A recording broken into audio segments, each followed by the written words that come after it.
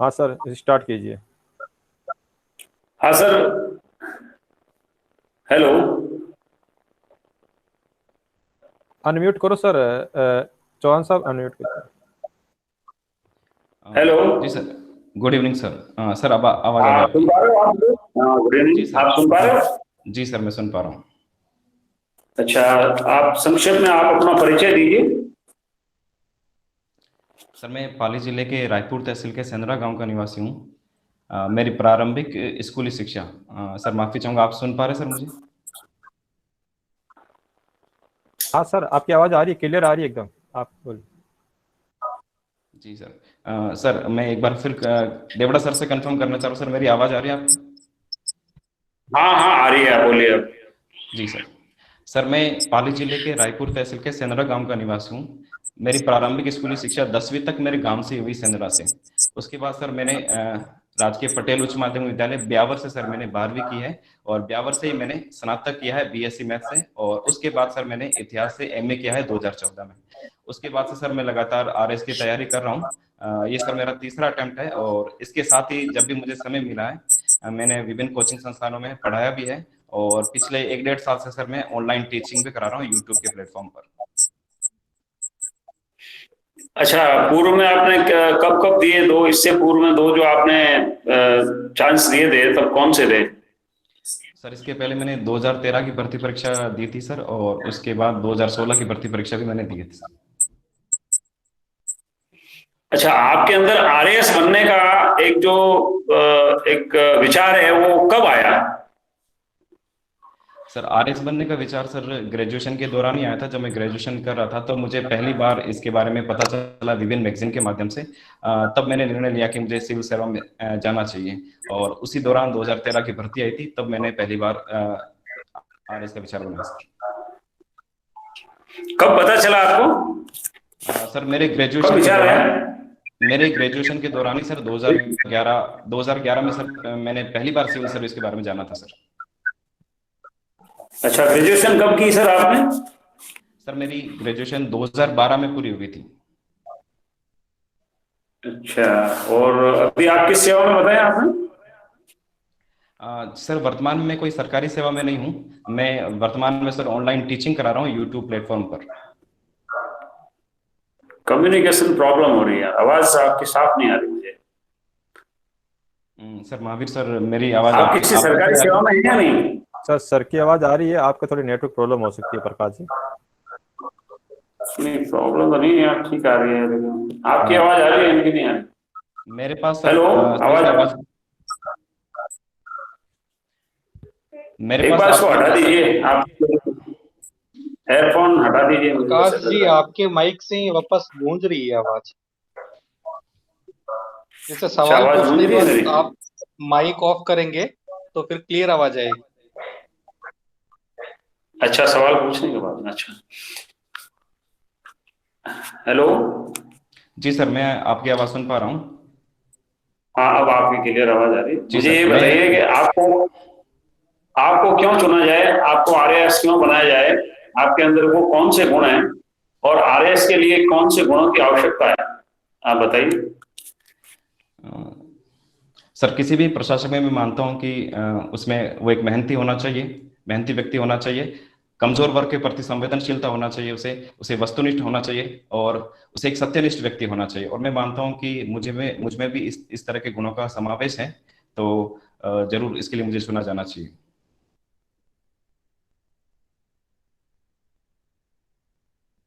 Sir आप मुझे सुन पा रहे हैं? थोड़ा कम्युनिकेशन में प्रॉब्लम चल रही है, बीच में आपकी आवाज कट रही है। अच्छा, आप आरएएस बनने के बाद में आपकी क्या प्राथमिकताएं रहेंगी? हेलो। जी सर, मैं आपका सवाल सुन पा रहा हूं सर सही से। मेरी आवाज आप तक सही पहुंच पा रही है सर?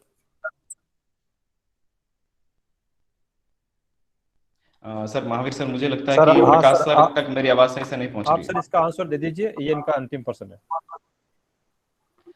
सर आरएस बनने के बाद मेरी प्राथमिकता रहेगी कि जो भी सरकारी योजना है मैं उनको सही ढंग से लागू करूं। जो भी वंचित वर्गों के प्रति, वृद्धजनों के प्रति, दिव्यांगजनों के प्रति जो भी योजना है, सरकारी योजना है, मैं उनको सही ढंग से लागू करूं। मैं कोशिश करूंगा साथ में कि जो भी महिला सशक्तिकरण से लेकर सरकार की योजना है उसको भी सही ढंग से लागू किया जाए।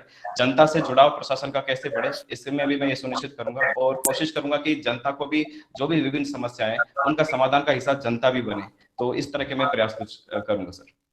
ठीक है प्रकाश जी, और क्वेश्चन है आपका? महावीर जी नेक्स्ट मेंबर को बोलो, मैं बाद में पूछ लूंगा, कम्युनिकेशन की प्रॉब्लम चल रही है। ओके, एक बार ओके। आप नेक्स्ट को बताइए। ओके ओके, एक क्वेश्चन मेरा सर प्रकाश जी की तरफ से ही है, ये सिंधु जल समझौते के बारे में बताइए क्या है? सर सिंधु जल समझौता भारत और पाकिस्तान के बीच में हुआ सर 1960 में, जिसमें सिंधु जल के बंटवारे को लेकर निर्णय हुआ था सर। एग्जैक्ट सर मैं ये याद नहीं कर पा रहा हूँ कि किसके बीच कितना जल का रहेगा। बस ये भारत और पाकिस्तान के बीच के समझौता है। अभी थोड़े दिनों पहले जब बात चली थी कि भारत कुछ विवाद हुआ था भारत पाकिस्तान में, तो कि इस समझौते को तोड़ देना चाहिए भारत को। भारत के एक मंत्री ने ये बयान दिया था, तो आपको क्या लगता है कि भारत को सिंधु जल समझौता तोड़ना चाहिए? सर भारत और पाकिस्तान के बीच में काफी लंबे समय से सीमा विवाद है और कुछ जो समझौते हम करते हैं वो अंतर्राष्ट्रीय संधि नियमों का भी हमें पालन करना पड़ता है। अगर हम एक इस तरह की संधि या नियम तोड़ते हैं जिससे पाकिस्तान को निश्चित रूप से नुकसान तो होगा ही, वहां की जनता को भी काफी नुकसान होगा।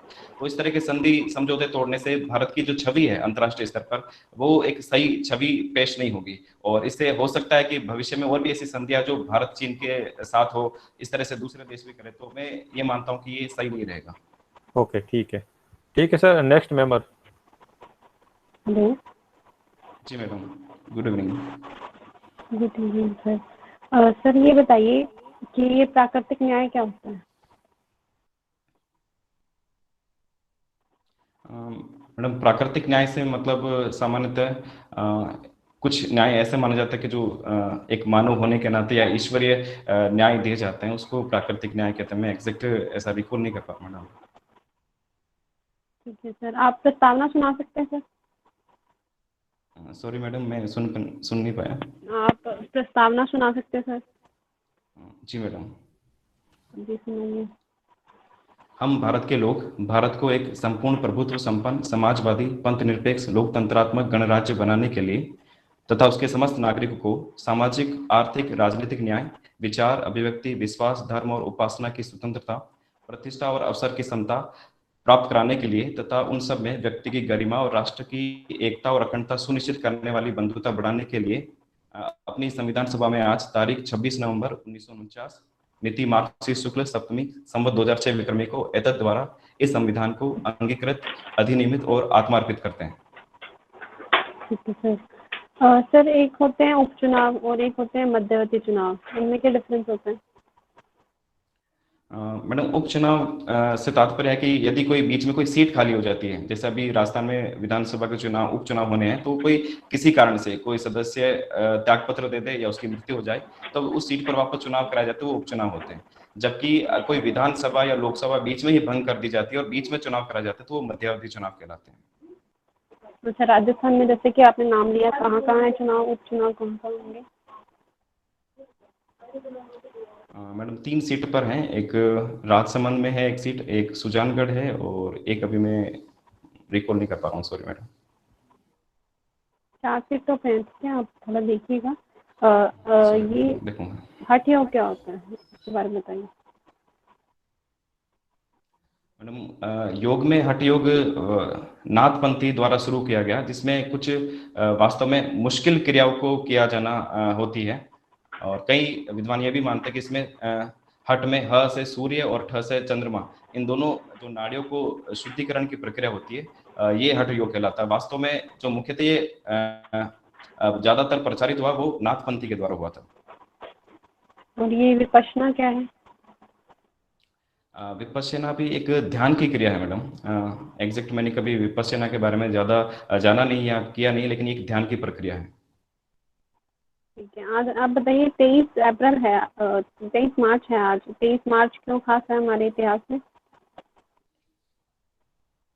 मैडम भारत में 23 मार्च को शहीद दिवस के रूप में मनाया जाता है। क्या हुआ था इस दिन?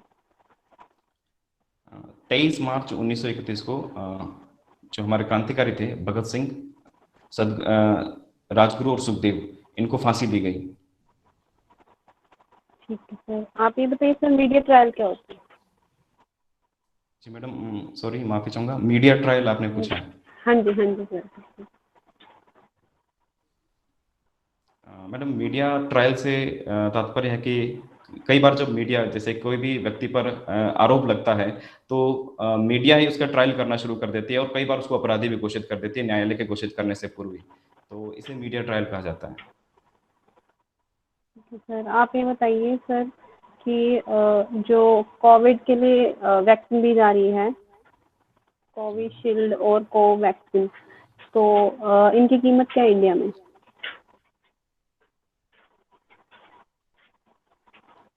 मैडम माफी चाहूंगा, मुझे एग्जैक्ट तो इसके बारे में जानकारी नहीं है, लेकिन जहां तक मेरी जानकारी में अभी सिर्फ सरकार के द्वारा ही लगाया जा रहा है, कोई निश्चित मूल्य अभी निर्धारित नहीं किया गया। तो सर आपका वैक्सीनेशन हो चुका सर? जी नहीं मैडम, अभी तक वैक्सीनेशन नहीं हुआ मेरा। ठीक है, आप ये बताइए कि इंडिया में वैक्सीनेशन शुरू कब हुआ था? मैडम मैं जहाँ तक याद कर पा रहा हूँ, ये 16 जनवरी 2021 से शुरू हुआ। और दूसरा चरण कब शुरू हुआ? सॉरी मैडम, मुझे दूसरे चरण का ध्यान में नहीं है। आपको क्या लगता है कि जो गवर्नमेंट ने ये पॉलिसी डिसाइड की है कि फर्स्ट फेज में मतलब 60+ या फिर मल्टी डिजीज वाले व्यक्तियों को लगेगा और सेकंड फेज में 45 और 60 के मध्य लगेगा, तो ये सही है? जबकि सुपर स्प्रेडर तो वो व्यक्ति होते हैं कि जो मतलब ट्रांसपोर्ट में ज़्यादा होते हैं या सब्जी वाले होते हैं। सुपर स्प्रेडर्स को लगना चाहिए जिनकी गतिविधियाँ ज़्यादा दूर तक होती है, मतलब जो जिनका रिप्रोडक्टिव फैक्टर ज़्यादा होता है कि वो ज़्यादा लोगों को फैला सकते हैं। जी मैडम, जो शुरुआत में गवर्नमेंट की पॉलिसी बनी थी, तो उसका रीज़न ये था कि जो भी कोरोना वॉरियर्स हैं, जो भी स्वास्थ्य कर्मी हैं, चाहे बुजुर्ग हैं, वो सबसे ज़्यादा संक्रमित होने के आसार उनका ज़्यादा है, और जो मृत्यु की रेट थी वो भी बुजुर्गों में ज़्यादा थी। तो इसको ध्यान में रखते हुए सरकार ने सबसे पहले स्वास्थ्य कर्मियों और उसके बाद बुजुर्गों को लगाने का ध्यान में दिया। लेकिन हाल ही में कुछ ऐसे आर्टिकल्स मैंने भी न्यूज़ में पढ़े थे, और वास्तव में ऐसा होना भी चाहिए, जैसे महाराष्ट्र में और कुछ अन्य राज्यों में, 5 राज्यों में ज़्यादातर बढ़ रहे हैं। तो अगर ऐसा होता है तो कुछ पॉलिसी बदली भी जानी चाहिए। जहां पर ज़्यादा प्रभाव हो रहा है वहां पर पहले वैक्सीनेशन होनी चाहिए सभी नागरिकों की। मेरा ऐसा विचार है। अच्छा सर, एक बात बताइए कि जो नाइट कर्फ्यू लगाया जा रहा है इसका क्या रेलेवेंस है, जबकि सारी गतिविधियां मतलब सारी मतलब गैदरिंग सभी गैदरिंग्स दिन में होती हैं, तो नाइट कर्फ्यू की क्या रेलेवेंस है? जबकि अपनी सेंट्रल गवर्नमेंट भी ये कह चुकी है कि नाइट कर्फ्यू से कुछ खास फायदा होने नहीं वाला, तो ये क्यों लगाया जा रहा है? जी मैडम, ये बात तो बिल्कुल सही है। केंद्र ने भी ये माना है कि नाइट कर्फ्यू से ज़्यादा कोई विशेष फायदा तो नहीं है, लेकिन सरकार की भी मजबूरी है कि वो पूरा लॉकडाउन नहीं लगा सकती है। और नाइट कर्फ्यू से बस ये लोगों में एक प्रतीकात्मक रूप से एक मैसेज जाए कि वास्तव में ये थोड़ा सा गंभीर है। तो मैं सिर्फ एक प्रतीकात्मक रूप में इसे देख पा रहा हूँ। ठीक है, आप सर ये बताइए कि आरएस में ही आप क्यों आना चाहते हैं, जबकि आप एक अच्छे पब्लिक प्लेटफॉर्म पे पढ़ा रहे हैं, अच्छा काम कर रहे हैं, तो आप क्यों चाहते हैं आरएस में आना? मैडम, आरएस के आने के बहुत सारे कारण रहे हैं। एक तो सबसे प्रतिष्ठित सेवा मानी जाती है, तो ये एक पहला कारण था। दूसरा, ये एक बहुत बड़ा व्यापक प्लेटफॉर्म देगा जहां पर हम समाज में सकारात्मक परिवर्तन ला सकते हैं। बहुत बहुत सारे जो लोग हैं उनकी इंस्टेंट हम हेल्प कर सकते हैं। तो ये बहुत व्यापक एक माध्यम प्रदान करता है। इसके अलावा अभी मैं किसी सरकारी सेवा में नहीं हूँ, तो अभी जिस तरह का मैं कार्य कर रहा हूँ वहां पर कोई फाइनेंशियल सिक्योरिटी एक स्टेबल नहीं है, तो एक स्टेबिलिटी भी मुझे मिलेगी। तो ये कारण था कि मैंने आरएस को चुना है। Thank you sir, next number please. Thank you madam.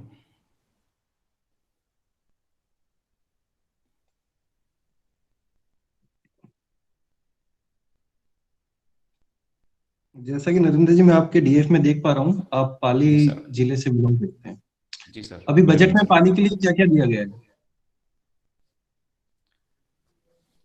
Sir, अभी हाल का जो बजट आया है उसमें पाली में एक तो बीएससी नर्सिंग कॉलेज खोला जाएगा, और इसके अलावा जो जिला चिकित्सालय है पाली का, वहां पर कुछ भवन निर्माण किया जाएगा और जल जीवन मिशन के तहत हर घर में जो कनेक्शन पहुंचाना जाए उसके लिए व्यवस्था की गई है सर। और इसके अलावा एक जो मारवाड़ और पाली में DMSA के तहत प्रोजेक्ट विकसित किया जा रहा है, तो वो विकसित करने के लिए विशेष यहाँ पर प्रोजेक्ट के लिए फंड दिया गया है। ये नाल क्या होती है? मैंने काफी मतलब जब मैं पढ़ता हूँ भौगोलिक क्षेत्र, तो वो नाल काफी प्रसिद्ध है आप लोगों के क्षेत्र में। क्या होती है नाल?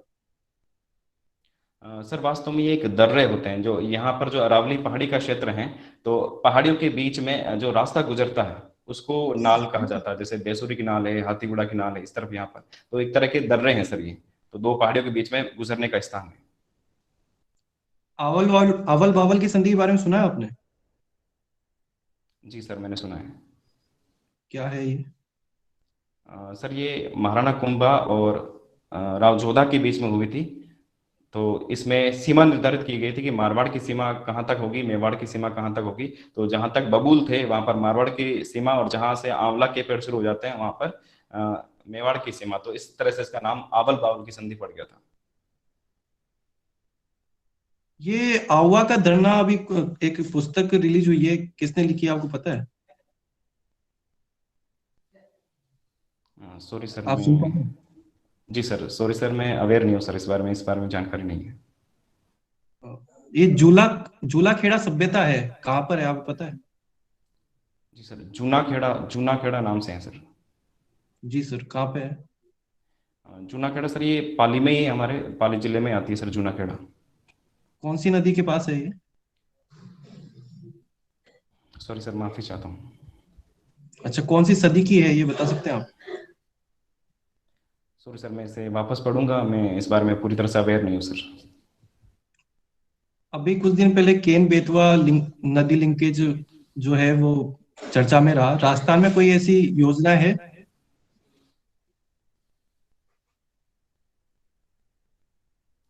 सॉरी सर, नदी जोड़ो परियोजना के बारे में राजस्थान में तो मैं कोई ध्यान नहीं कर पा रहा हूँ। एक पूर्वी राजस्थान नहर परियोजना के बारे में जरूर सुना है, जिसमें इसमें हाल ही सरकार ने बजट में भी कुछ प्रावधान किया। कौन सी नदी लगती है? सर पूर्वी राजस्थान की जो भी नदियाँ, जैसे चंबल है, पार्वती है, बनास है, इनके बारे में सर मैं एग्जैक्ट रिकॉल नहीं कर पा रहा हूँ इस बारे में। चलो ठीक। ये ममता एक्सप्रेस जो है बजट में सुनाई दिया, ये क्या है ममता एक्सप्रेस? सॉरी सर, एग्जैक्ट नहीं पता है सर इसके बारे में। भौर योजना अभी चर्चा में रही, आप बता सकते हैं इसके बारे में? Sorry sir. अच्छा, ये बताइए दूरदृष्टि रोग क्या होता है? सर दूरदृष्टि रोग में ये आंखों का एक रोग है। दूरदृष्टि दोष जिसे हो जाता है उसे निकट की वस्तुएं साफ दिखाई नहीं देती है। अच्छा, इसके लिए कौन सा लेंस यूज किया जाता है? सर इसके लिए उत्तर लेंस प्रयुक्त होता है सर। आपका नाम नरेंद्र है, नरेंद्र से कोई फेमस पर्सनैलिटी भारत में? जी सर, हमारे माननीय प्रधानमंत्री श्री नरेंद्र मोदी, उनका भी नाम नरेंद्र ही है सर। इनके अलावा? इनके अलावा सर मेरे एक पसंदीदा लेखक हैं, डॉक्टर नरेंद्र कोहली हैं, और इसके अलावा नरेंद्र सिंह तोमर जो हमारे माननीय मंत्री है, कृषि मंत्री। और इसके अलावा इतिहास में आचार्य नरेंद्र देव भी आते हैं। स्वामी विवेकानंद, उनका बचपन का नाम भी नरेंद्र नाथ दत्त ही था सर। तो जो कृषि बिल की भी आपने कृषि मंत्री की बात करी, तो कृषि बिल के बारे में कुछ बता सकते हैं कि क्या फायदे हैं इसके?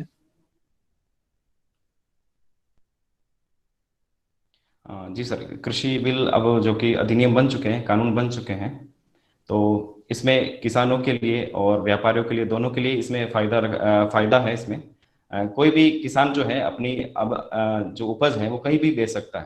पहले वो सिर्फ मंडियों में बेच सकता था, तो अब वो कहीं पर भी किसी को भी व्यापारी को बेच सकता है, तो उसे ज्यादा दाम यहाँ पर मिलने की संभावना है। इसके अलावा जो कॉन्ट्रैक्ट फार्मिंग है, इसके तहत बहुत सारे निजी निवेश आने की संभावना है। जो भी निजी व्यक्ति है वो किसानों को बहुत सारी जानकारी उपलब्ध करा सकते हैं, बहुत सारे बीज हैं, चाहे कुछ भी उपकरण है वो उपलब्ध करवा सकते हैं। तो इससे किसानों की आय बढ़ने की भी संभावना दर्शाई जा रही है। ठीक है सर, मेरा हो गया थैंक यू कंप्लीट। हेलो। जी सर, जी सर, आपकी आवाज आ पा रही है सर अभी। हाँ, नरेंद्र जी से पूछता हूँ, अब क्लियर आवाज आ रही है? वो जियो फाई और जोड़ा मैंने, क्या है वो एयरटेल से पे इतना वो थोड़ा कम्युनिकेशन की प्रॉब्लम चल रही थी। मैं कुछ प्रश्न पूछ लेता हूँ आपसे जो शेष रह गए थे। अच्छा सर, आप ऐसा बताइए कि जैसे जो शराब की नीति है, शराब बंदी हो जानी चाहिए या शराब जो है वो चलती रहनी चाहिए? जैसे बिहार में बंद है, गुजरात में बंद है, राजस्थान के अंदर भी इस तरह का अभियान चला था बीच में कि शराबबंदी हो जानी चाहिए। तो आप इसको किस दृष्टि से देखते हो? पूर्ण रूप से बंदी हो जानी चाहिए या आपकी कोई भिन्न राय है? सर मैं एकदम से पूर्ण शराबबंदी के पक्ष में नहीं हूँ। जहां जहां पर भी पूर्ण एकदम से शराबबंदी की गई है तो वहां पता चला है कि तस्करी ज्यादा बढ़ गई। एक तो जो सरकार का एक बड़ा रेवेन्यू सोर्स था वो तो खत्म हो ही गया, इसके अलावा बहुत सारी तस्करी बढ़ गई है शराब की। इसके अलावा नकली शराब बनी, जहरीली शराब बनी, उससे कई लोगों की मौत भी हुई। तो सर मैं इसके पक्ष में नहीं हूँ कि पूर्ण शराबबंदी हो जानी चाहिए। इसके बजाय केरल का एक मॉडल था कि धीरे धीरे शराब की दुकानों को इनको कम किया जाए, वो एक ज्यादा बेहतर विकल्प हो सकता है सर। अच्छा, तस्करी तो जैसे अफीम वगैरह जो डोडा पोस्ट है इनकी भी काफी बढ़ गई है, तो इनको भी क्या सरकार को ऐसी दुकानें लगा देनी चाहिए यदि तस्करी बढ़ रही है इनकी? तो सर तस्करी को रोकने का प्रयास किया जाना चाहिए, लेकिन इस तरह की दुकान लगाने से युवाओं में नशे की प्रवृत्ति बढ़ेगी, तो मैं इसे सर सही नहीं मानता हूँ। महिला उत्पीड़न में शराब का कितनी भागीदारी है? सर इस तरह के बहुत सारे केस देखे गए हैं कि शराब के नशे में भी महिलाओं से संबंधित अपराध होते हैं। कितनी भागीदारी, इसका एक निश्चित कोई आंकड़ा तो मैं नहीं बता पाऊंगा, लेकिन निश्चित रूप से इससे महिला अपराध बढ़ते हैं। अच्छा, महिलाओं का उत्पीड़न रोकने के लिए उत्पीड़न रोकना ज्यादा जरूरी है या सरकार के लिए रेवेन्यू जरूरी है? आपकी क्या राय है? सर दोनों ही जरूरी है, लेकिन मैं मानता हूं कि महिला उत्पीड़न का सरकार को जरूर प्रयास करना चाहिए। सिर्फ एक फैक्टर नहीं है कि शराबबंदी से ही महिला उत्पीड़न खत्म हो जाएगा, इसके लिए विभिन्न स्तर पर प्रयास करने होंगे। ठीक है, थैंक यू। ठीक है sir, okay, thank you sir, thank you. Prakash ji feedback शुरू कर दो आप ही। हाँ ठीक है सर। हाँ नरेंद्र जी, ठीक है, कोई दिक्कत नहीं आएगी आपको। आप बढ़िया जो है आपका इंटरव्यू होगा, कोई प्रॉब्लम नहीं है मेरी तरफ से, तो ठीक है ना। बाकी के जो दूसरे हैं उनसे पूछ लीजिए। काफी कुछ तो सर आपको शायद आवाज ही नहीं आ पाई शुरू में। हाँ, वो शुरू में नहीं आ पाई, लेकिन क्या होता है कि 2-3 प्रश्नों से ही पता लग जाता है कि जैसे क्या होता है। जैसे एक मेरा ये मानना है कि जैसे कोई प्रश्न इस तरह का पूछा गया है तो उस प्रश्न में आप देखिए राय कुछ भी हो सकती है। हम देखिए जितने लोग हैं उतनी राय है, इस बात को तो आप समझते होंगे, सभी सदस्यगण समझते हैं। लेकिन आप उसको तुरंत जो है क्विक एकदम से उसको रेस्पॉन्स करते हो, ठीक है ना। वो एक हाजिर जवाबी जिसे अपन कहते हैं वो जरूरी है, ठीक है ना, वो है आपके अंदर। और बाकी अन्य सदस्य जो है वो अपनी राय दें। Thank you sir. Narendra sir, मैं बोलना चाहूंगा कुछ। जी सर, जी सर। अनुमति है सर बोलने की? जी सर, जी सर, बताइए जरूर, आपकी राय तो बहुत जरूरी है सर। हाँ नरेंद्र जी, आपका इंटरव्यू नो डाउट बहुत अच्छा था। मुझे एक जगह थोड़ा सा बात चुभी, जो सिंधु जल समझौता की जो वायलेशन की बात हो रही है, यहाँ पे स्टेटमेंट ये था कि भारत अपने हिस्से का जल वहां नहीं जाने देगा, क्योंकि जो बंटवारे में जो प्रतिशत भारत को जल मिलना चाहिए था, हमारे पास इतनी व्यवस्था नहीं थी कि उस पानी को हम रोककर भारत में उपयोग कर लें। तो हमारे हिस्से का पानी उस तरफ जा रहा है और हम अपनी योजनाओं को विस्तार करके उस भारत के हिस्से के पानी को जाने से रोकने का प्रयास करें, ये स्टेटमेंट था। तो आप तो बिल्कुल दूसरी साइड में चले गए थे। सर इसमें जी सर, इसमें महावीर साहब ने सवाल ये पूछा था क्योंकि उस समय आया था कि सिंधु जल समझौता तोड़ देना चाहिए, ये बात भी चली थी। तो तोड़ने का मतलब है कि ये बिल्कुल भी नहीं सर, बिल्कुल नहीं चली है ये बात। अगर ये सवाल पूछा ये सरकार के स्तर पर नहीं था सर, बस मीडिया में चला था कि हमें जल सिंधु समझौता तोड़ देना चाहिए। तो सर का सवाल ये था कि तोड़ देना चाहिए, आप क्या मानते हैं? तो इसलिए सर मैंने इस तरह का जवाब दिया था। जी शायद मेरे हिसाब से फैक्ट दोबारा चेक कर लेना चाहिए। तो वहां पर जी सर, आपने जो बताया बिल्कुल पानी को सरकार की तरफ से सर स्टेटमेंट आप भी सही कह रहे सर, मोहसिन सर आप बिल्कुल सही कह रहे, लेकिन मेरा ये था कि क्या हमें ये समझौता तोड़ना चाहिए, क्या नहीं रखना चाहिए, क्या ये था कि सर। जी जी जी ठीक। बाकी काफी अच्छा क्या बहुत अच्छा है आपका, तो सर, मैं सोने आज- वाला था, लेकिन आपका नाम देख के सुनने आ गया। नहीं सर, मैं तो आज काफी थोड़ा नर्वस था कि पिछले कई कई मतलब तब से तैयारी छुट्टी हुई, मैंने आज ही तैयारी सर वापस शुरू की इंटरव्यू के लिए। तो बहुत सारी चीजें मैंने पढ़ी नहीं, लेकिन या तो कुछ किस्मती से कि वहां से पूछा नहीं गया। विशाल जी ने जरूर पूछा था बजट का, फिर वो जवाब नहीं दे पाया। तो करूंगा सर, कोशिश करूंगा। अभी मुझे मेरी ये अच्छी बात है कि 19 तारीख को है, तब तक मैं कोशिश करूंगा कि वापस सारा रिविजन हो जाए। विशाल जी और प्रिया जी, आप बताओ अपना फीडबैक, फिर एक पॉइंट मैं भी बताता हूँ। जी सर, मैं बता देता हूँ। वैसे तो नरेंद्र लोग हमेशा फोरम में ही रहते हैं। आज जी तैयारी करी और आज ही अच्छा खेल गए। पर वो कुछ फैक्ट पूछे थे, वो मैंने परेशान करने के लिए पूछे थे, क्योंकि मुझे पाली डिस्ट्रिक्ट मिला हुआ था, तो मैंने वो फैक्ट पूछ लिए। वो करंट से भी रिलेटेड थे। आवा का धरना जो है, अभी एक पुस्तक लॉन्च हुई है, और इसके अलावा जो सभ्यता है वो भी करंट में थी, 10वीं सदी की है, भारमल नदी के आसपास है। तो बिल्कुल बस सर, बिल्कुल। बाकी आपका कॉन्फिडेंस जो था, आप हमेशा कॉन्फिडेंट रहते हैं, और मैं बोलना चाहता हूँ कि आप खुद मेरा प्रेरणा स्रोत हैं। तो मैं सवाल पूछते समय डर भी रहा था, पर काफी अच्छा है आपका। ये अच्छा, आवा का धरना बुक किसने लिखी सर? लेखक कौन है सर सर आवा का धरना? ये भूर सिंह सामोर है सर, एक बार मैं देख के बता। भंवर सिंह सामोर। भंवर सिंह सामोर, आवा का धरना। हाँ सर, ये अभी करंट में भी था। ठीक sir, thank you. Priya ji, आपकी feedback. Hello. Ravi ji join करेंगे क्या? हेलो। जी मैडम, आपकी आवाज आ रही है। रिकॉर्डिंग चल रही है, एक बार फीडबैक होने दो, फिर अपन बात करते हैं। सर आपका बहुत अच्छा था इंटरव्यू, मतलब बहुत ही अच्छा लगा मुझे इंटरव्यू आपका। बस वो उपचुनाव देख लीजिएगा आप ना, 4 जगह हैं, वो 3 जगह अभी वो, मिस हुआ है। हाँ वो बाकी सब कुछ सही था। मुझे बहुत अच्छा लगा आपका इंटरव्यू, कोई दिक्कत वाली बात नहीं। Thank you madam. ठीक है, वैसे काफी हाँ सुधार की जरूरत है। हाँ सर, मैं खुद भी एक पॉइंट एनालिसिस कर रहा हूँ खुद का। जी सर, माविक सर, अब बताया। एक पॉइंट मैंने नोट किया था सर, ओवरऑल बहुत अच्छा आपका, कहीं कोई कमी नहीं है। एक ही सजेशन है कि जैसे आपको पूछा गया था ना नरेंद्र नाम से, तो मुझे कई लोगों ने सजेशन भी दिया था, हमें किसी भी जो सक्रिय राजनीतिज्ञ है ना, उनका नाम नहीं लेना चाहिए, जो पॉलिटिक्स में अभी सक्रिय, चाहे मुख्यमंत्री हो, प्रधानमंत्री हो, राष्ट्रपति, कोई भी हो। कई लोगों ने लास्ट बताया में है। लेना चाहिए। मतलब या लास्ट उनका सर नाम, विवेकानंद जी का नाम था वो नरेंद्र। हाँ विवेकानंद जी का ले सकते थे आप, या कोई राइटर्स ले सकते। हाँ हाँ, विवेकानंद जी से स्टार्ट कीजिए। मैं सोच रहा था आप लेंगे, लेकिन आपने लिया नहीं। लिया सर, मैंने नरेंद्र नाथ दत्त बताया था सर ये। लेकिन आपने पहला ही नाम चलेगा नरेंद्र चलेगा। मोदी जी का, जो पहला नाम लिया था ना,